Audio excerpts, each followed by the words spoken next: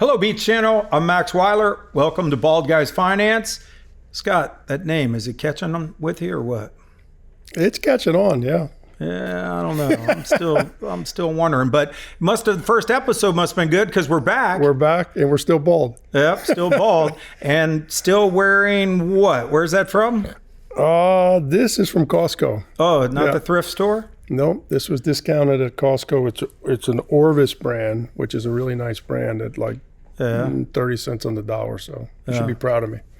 BJ's Wholesale. Oh, yeah. Some throw off whatever, $9 or something like that. Yeah. Love these. And my same go-to pants at the Costco one's under $20. The beauty of these people give you a hard time is you tear them or something at work. It's not like, oh God, I see these people tear their $80, $90 pants and you just get another pair. It's no big deal. Yeah. So what are we talking about today? Delayed gratification. That's big on your playbook, right? It is, yeah. It's something I started early on, just kind of making present day sacrifices for future gains. And it's, in the financial world, it's, hey, where do you live? Where do you eat? What kind of car do you drive? What kind of clothes do you wear? Where are you spending your money versus where are you saving your money? And, in my case, to be able to get into the investing world, I needed money. So I needed to save money. And the way you do that is you make more than you spend and you end up with money to invest. Yeah. So. And I mean, you can borrow money too, but it's better to use your own capital. There's some financial guys, we've talked about this a few times, they lose their mind when you mention borrowing money. If you and I had followed that without borrowing money, where would we be? It takes a much longer time period to advance yourself financially if you're not borrowing and if you're not leveraged in the beginning. I mean, the reality is if you don't have money to invest, you have to get money somewhere. And in real estate, which is my primary business, that's pretty much the only way that things could have happened for me was to take out loans on properties. And, the delayed gratification came into my second purchase, which was a house in Coconut Grove where I bought it for $180,000. I had made money off of a property I bought in college and I put that down as a down payment. I think I paid $180 for the house. I put 25 grand down, but I didn't want to pay the mortgage on the $160,000. So I rented the house out and I moved into the utility room, which was adjacent to the house. The gentleman I rented it to became a good friend of mine. So your rent expense was? $300. So cost me $300 to own the house. Okay. So to finish the story, he rented it for 2 years. It was costing me $300 a month in negative rent versus mortgage payment. And then I sold the house for, I think, $225, and you can run the numbers, but I more than doubled my initial investment on that property. Now, where does the delayed gratification come in? Well, I didn't live in the house. I lived in basically the utility room above the washer and dryer with no air conditioning. I had fans in there, but I was young, just out of college, and really no sweat off my back to do that. But that helped me gain some capital to start investing in, the next project. Yeah. So, I mean, the whole thing about loans, I mean, we've talked about it. My net worth wouldn't be as high without taking debt in the past. Now, getting older, you don't want to have as much debt or any debt at all, really. We have a property together where we're about to lose the debt completely on it. That's a good feeling. Yeah, well, we're not losing it. We're giving it back. we're paying it off. So we're going to lose it. But and I think a lot of that is age, related, Max. I think when you're young, you can afford to take more risks. You can afford to have failures, and you have time. You have time to recover. As we get older, we don't have as much time. Well, that's why delayed gratification is very important to younger people, because that's where they get the money, and it relates to returns, all the different rules we learned about. I mean, your compound interest, doubling your money every 7 years, those types of things. And time does wonders, right? We all have, hopefully we all have time, but that's, what usually ends up happening is older people have money, but they don't have their health and they don't have time, and younger people have their health and they have energy and excitement, but they don't usually have money. And so, the objective is to try to, when you're young, make some sacrifices in your life to create a financial plan that is going to adhere to my definition of wealth, which is having enough passive income to meet or exceed my standard of living without reducing my principal.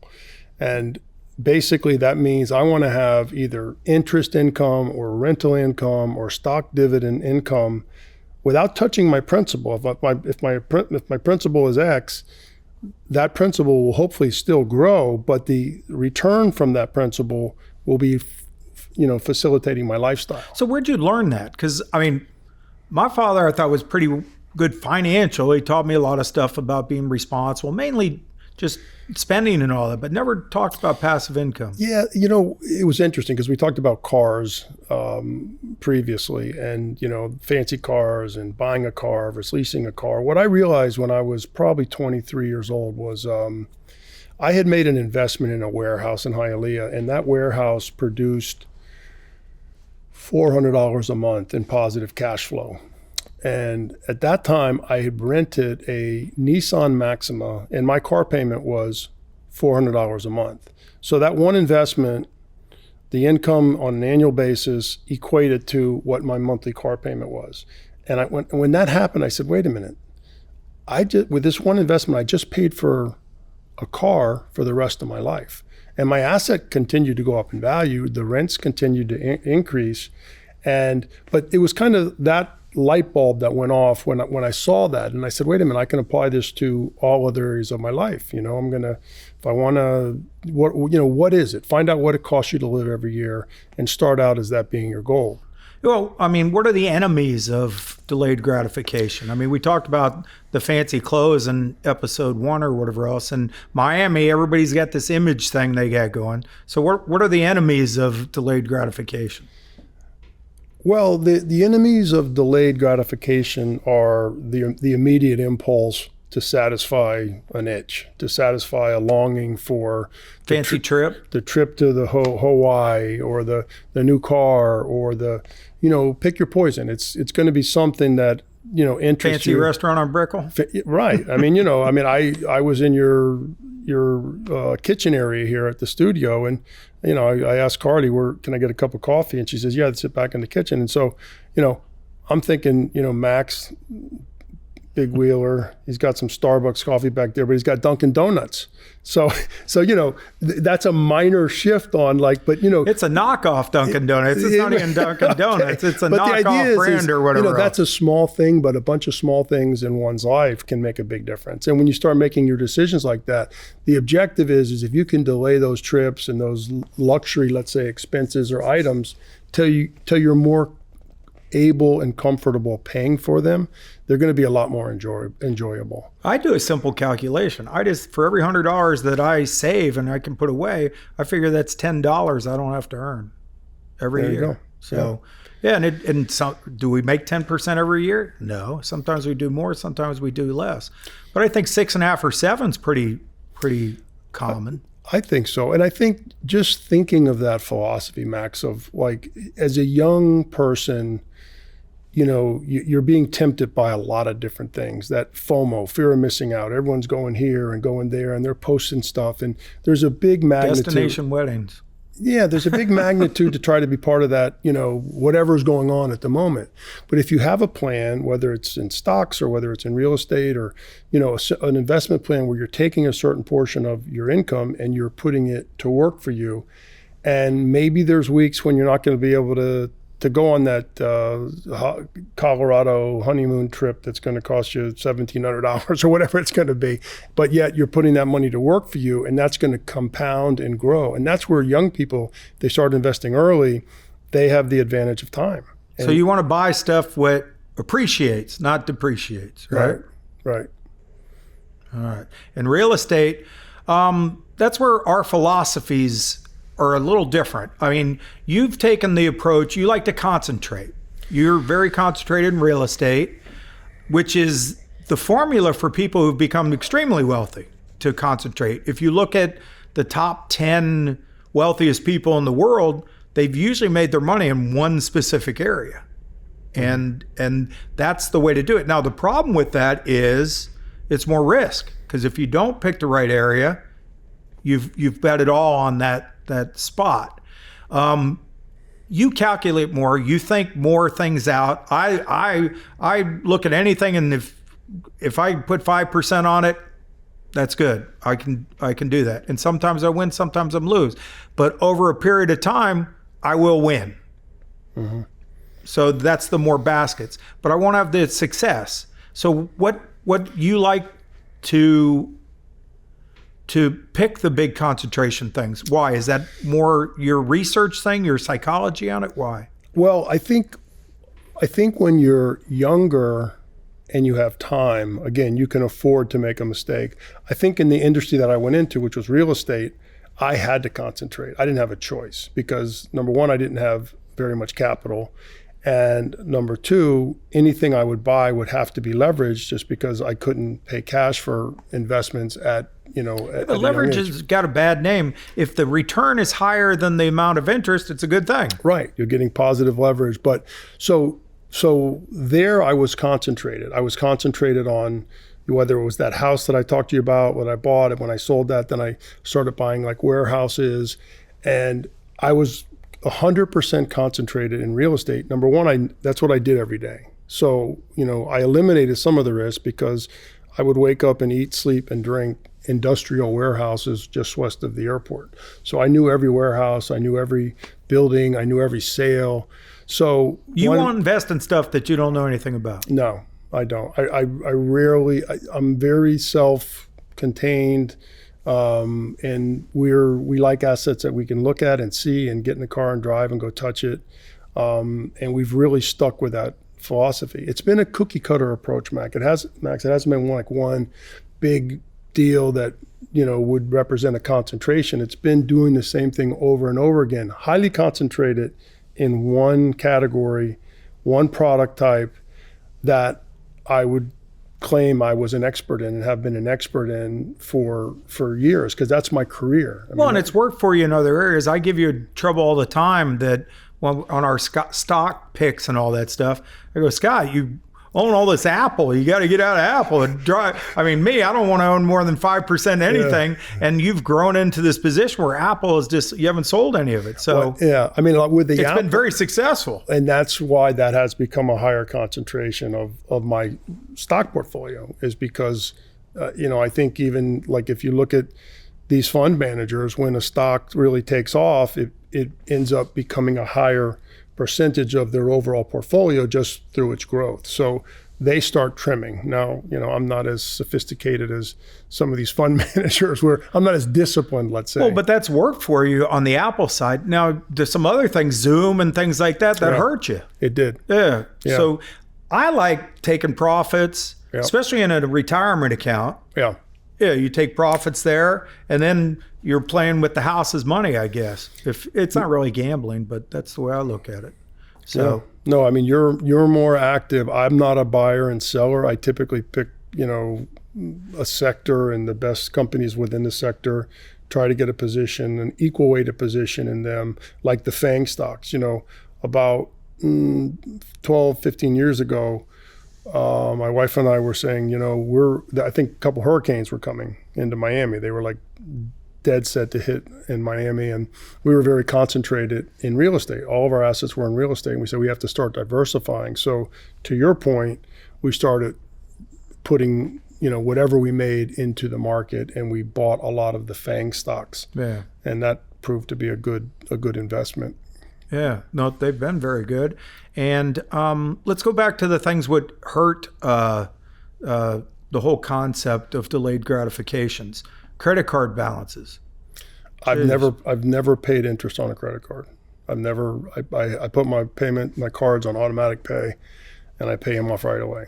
Yeah. Well, that's why I get so frustrated. We've talked about it. There's a financial guy who just, no credit card. I don't see how you can survive in today's society between rental cars and everything else. If you're traveling, you got to have a credit card. That doesn't mean that you have to run a credit card balance. and pay interest on I agree. I think to me, it's a convenience factor. It's a convenience factor. It's a protection factor. I mean, I've been with American Express since 1985, and every time I call them for some problem or dispute I might have, they'll say, "Oh, I see you've been with us since 1985. Yeah.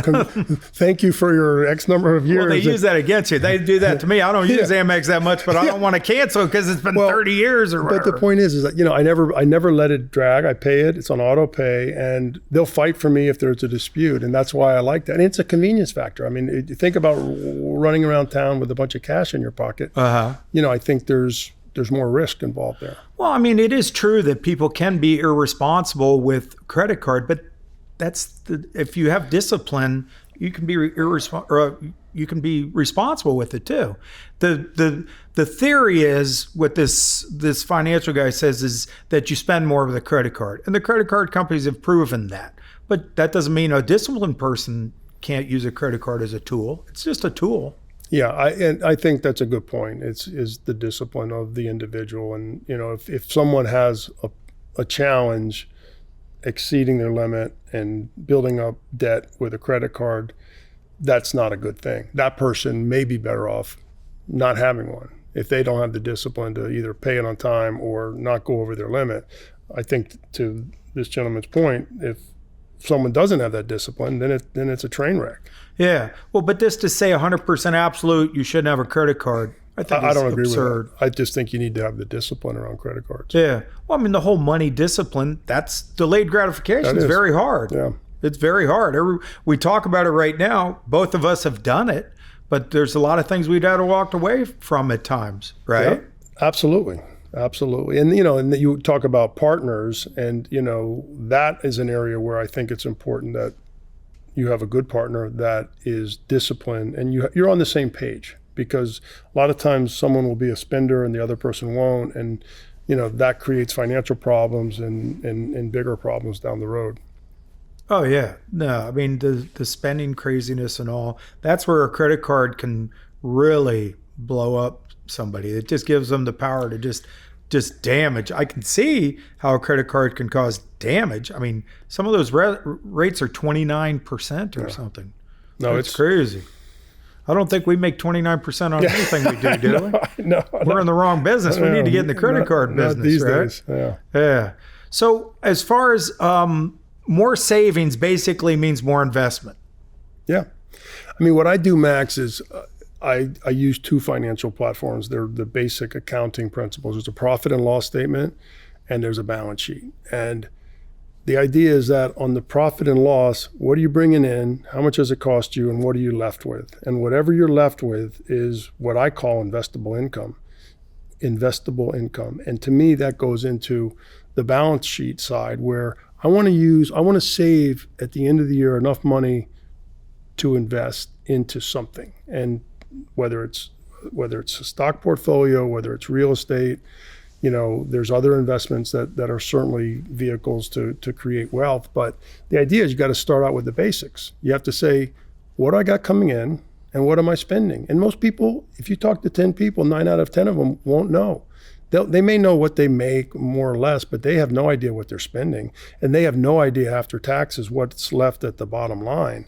So the first thing I advise young people to do is do a profit and loss statement on yourself.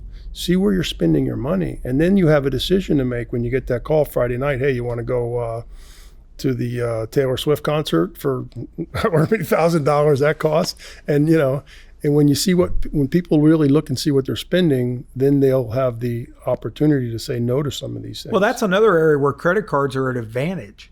If you can see exactly, if you use a credit card for everything, you can see exactly where your money is going. Yeah. Whereas if you're using cash, sometimes you're just spending, it's gone. I don't have to carry too much cash now, but back in the cash days or whatever else, you'd have $200 or $300 of cash in your pocket and it's gone and you don't really know where it is. And keeping receipts and all the other stuff is annoying. I do that every year, Max. I download my full year's credit card expenses, and it's all categorized for you. They actually do it for you. Yeah. And it's presented in a really nice package, but you could look at that and say, and I haven't done it in a while, but as I get older and Belinda, my wife, and I start thinking about, hey, at what point are we going to retire? What does it cost us to live? Well, how do you find that out? You go through your credit cards, you go through all your online expenses, and you say, okay, this is what it's costing me at this stage in my life to live, just to wake up and pay all my bills and maybe take a trip here and there. And then how much passive income do I have? Can I quit working? Can someone quit working? And all of these things balance out, and they give you direction. So speaking of direction, the younger person starting out, they got a good job, they came out of college, they did all the right things, got the right partner, they're making money. Real estate in South Florida is expensive now. History says that's the place to go still, though, right? What would you do? What's your advice on that? Well, it is hard to make real estate investments right now, particularly in Miami. You've got a huge influx of northeastern money, let's just say. And it looks like it's going to get bigger. It's getting bigger. I mean, there's, affordable housing is on the rise, thank God, because there's not enough places for people. But Miami's hot. Miami's on fire right now. It's and I feel very fortunate to have grown up here and invested here, starting in the 80s, because, it made a lot of marginal investors look really, really bright. Now, will that continue? I will tell you that we're at a high mark, Max. Now, I think it will continue. I think it'll continue to appreciate. I think the deals in Miami are going to need to be underwritten based on appreciation rather than cash flow, because what's happened in our market is the cap rates, the return on your investment, have gone from 6, 7, 8% down to 3, 4, 5%. And sometimes people are paying for things that don't even return a positive cash flow. Which is hard for us. I mean, we've looked at for years, look at different things and going, we're not doing it on appreciation. We need some cash flow or something. And that's caused us to go out of state for some real estate stuff, right? So there's some opportunities at other places on that. So recap, we're coming to the end. Deborah's doing that flagging way and all the other stuff. Bald guy, hurry up, whatever. So delayed gratification means spend less than what you make, invest that, and good things will happen, right? Yeah. Watch out for the credit card stuff, recurring fees, cars, clothes, get up in the Miami lifestyle or whatever. You can always go to the thrift shop and pick up some of the. There you go. That's it. Yep. Thrift shop. We're not kidding. Scott and I have traveled a few times, and he likes to go to the thrift shops outside of big cities. And that jacket you got one time outside of Chicago. Yeah. It was great. That was a good one. That was like an $800 jacket you got for $20. Yeah. I remember one time, Max. It had a hole in it, though. I think somebody got shot in it. Well, me and you walked out of Allen's drugstore on 57th and Bird Road, and you were dressed up in one of your finer outfits, and a guy threw a dollar bill at you because he thought you were homeless. So I think I think it was worse than that. I think he wanted me to jump in the truck and go work with him. And he said, damn, homeless? Don't want to work. You're lazy. I'm going, oh. Yeah. Then I looked at my reflection. I go, oh, I'm looking rough. Yeah. You were rough that day. I think that was my Kmart closed days. Fortunately, Kmart's gone and upgraded to BJ's and Costco. Good for you. So I think delayed gratification has been good for both of us. I mean, that's the way I've accumulated my wealth, and I know that's the way you've done yours. It's nice now being older to have income coming in and not have to really work if you didn't have to, if you didn't want to. Well, fortunately, we like what we do. Well, that's the byproduct of making sacrifices when you're younger to reap the benefits when you're older. And, in a commission-based business, which I'm in, which is real estate, there's no retirement plan. You're as good as your next deal. So if I spent everything I made in my brokerage business, I would have no retirement other than Social And a lot Security. of people in your business do that. I've noticed a lot of realtors do not have any money. Most do. Yeah. So that's another topic. We're done here on Bald Guys Finance, Beach Channel. We'll see you next time.